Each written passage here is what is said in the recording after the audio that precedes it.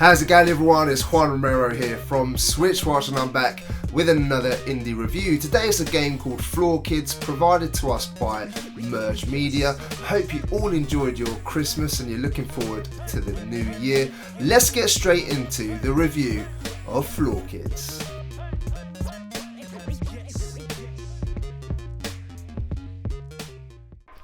These types of games require no story to really get things going, however I did appreciate the little story there was here.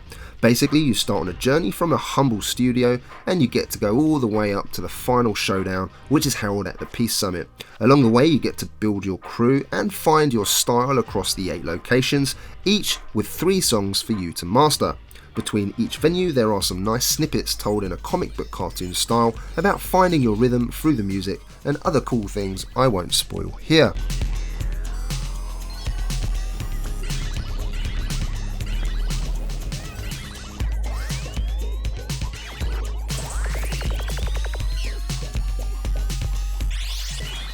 The audio is the meat and drink of this game, as without it, it wouldn't work, and thankfully the sound design is excellent. Here we have Kid Koala, who produced the original music for this game, along with the music which was produced for the animated series of Floor Kids all the way back in 2007. Kid Koala, if you don't know, is a Canadian DJ and is also part of the hip-hop supergroup Deltom 3030 and The Slew. Kid Koala has DJ'd at many events over the past featuring breakdancing, and his experience really shows here. The music is raw, full of energy, which is perfect for the breakdancing aspect of this game. The music, I feel, won't be to everyone's taste, and that's something you'll have to consider here. As you progress through the game, the tracks become more complex and harder to follow. If you love all kinds of music, then I'm sure you will enjoy this and you'll have your favourite tracks, no doubt. Some will be more enjoyable than others, but it's all in keeping with the essence of this game, which I appreciated. The sound effects when pulling off moves all sound brilliant and also flow well with each move successfully pulled off or each move you fail. Another highlight is the sound the crowd make when you're doing well, as it gets you really excited to do even better. The visuals and performance of this game is another highlight. JonJon, a former b-boy himself, created the illustrations for the Floor Kids and animations again back in 2007 when they appeared in a series of short animated films. These were also incorporated at concerts where Kid Koala would play.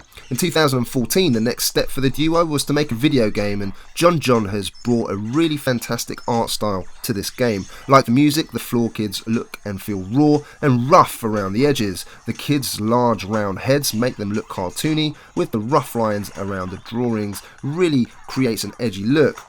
It just really works, but seeing these characters move is something the developers have really nailed. The visuals and music work in tandem so well as they match each other perfectly here. Each drawing was taken from the original drawings and then digitized for the video game. What's super impressive if you look at the animations intently is the smooth transitions between each of the moves. Now, I'm not a breakdancing expert by any means, but I've watched enough breakdancing in my time, and it seems to me like the animator knew exactly what moves work together. Being a b-baller himself, well, it really shows here. How to transfer that though into a game is really impressive, and you can tell that many hours were spent getting this right. The love and attention to detail here is outstanding, and for me, aesthetically and musically, this game does very little wrong. The game looks great in both handheld and docked mode with no performance issues, and the game has been optimized really well for the system, which is great news if you're looking to purchase this game. As always though, it's no good having great music and visuals if the game is no fun to play. In essence, this is a rhythm game with a slight difference to most you would have probably played before. Usually you'd have to time button presses in line with what shows up on screen. There's a little bit of that here, but it's by no means the main theme of this game.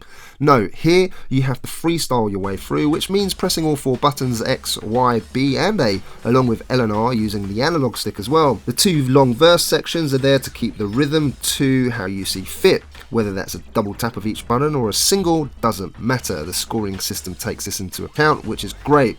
When the chorus comes in, then you'll have a section to keep in time to, like traditional rhythm games. Each session is 2 minutes long and you can pull off whatever moves you want and in whatever sequence. Top rock, down rock, power freeze and combo moves, and stringing together those cool combos. Holding freezes for as long as possible to increase your score, or spins for example. Now my favourite was to hold freeze pose, while doing so pressing L and R to hop on your hands, unlocking even more points and sending the crowd into wild hysterics. It's a number of moves that you can pull off though, which is impressive, and how tight the controls are, which is really gratifying here.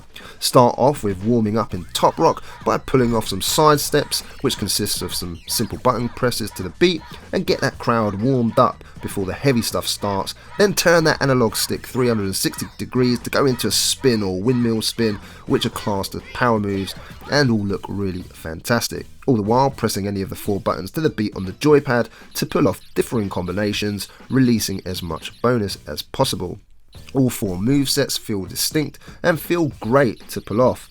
The crowd will ask you as the player to dance to a certain style at specific times, and if you do, you'll earn even further bonuses. Now you win over the crowds with a scoring system that rewards musicality, originality, as well as style and feel.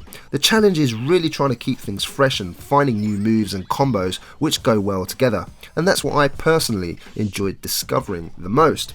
There'll also be short chorus sections where you'll have to follow a certain beat on screen and press buttons on time to what is shown. These are very short and sweet and break up the freestyle nature of the game, even if it's for 20 seconds per dance.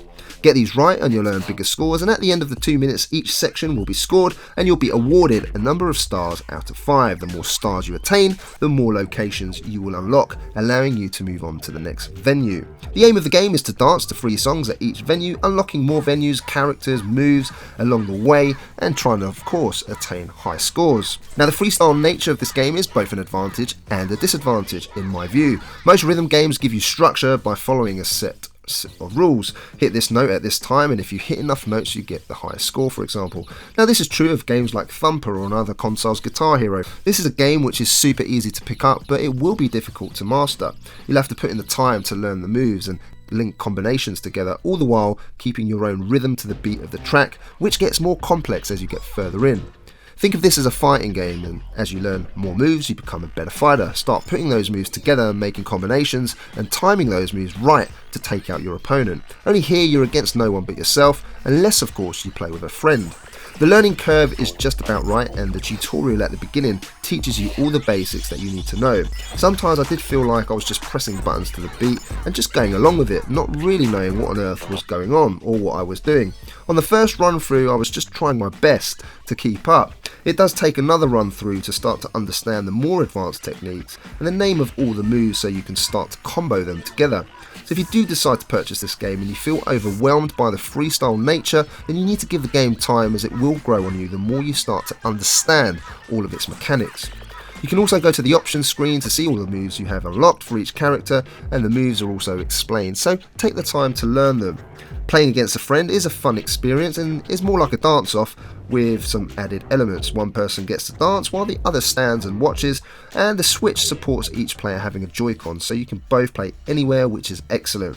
While awaiting your turn you can tap the buttons to beat to fill up your burn meter, and once filled up you can release a flame, which if not defended by the dancer by pressing L and R at the same time to put a shield up, they'll fall over and the player waiting will get the points. Personally I would have preferred it if it was not there, as I just wanted to concentrate on dancing and not having to worry about defending a fireball every 20 or 30 seconds, as it just ends up ruining your rhythm. Otherwise, playing with a friend was fun. It would have been cool to have had some online modes here, at least a leaderboard to post your scores, and it would have also been great if you could have played the campaign mode with a friend. In terms of value, for $19.90 or £15.99, you are getting a game here which oozes quality. The replayability comes from you unlocking venues, new songs, characters and all of their movesets. However, it would have been nice if there were a few more modes just to break up that campaign mode a little bit more. At first this game seems very simple and lacking depth, but but as you play more you begin to realise that there are many combinations of moves which are fun to pull off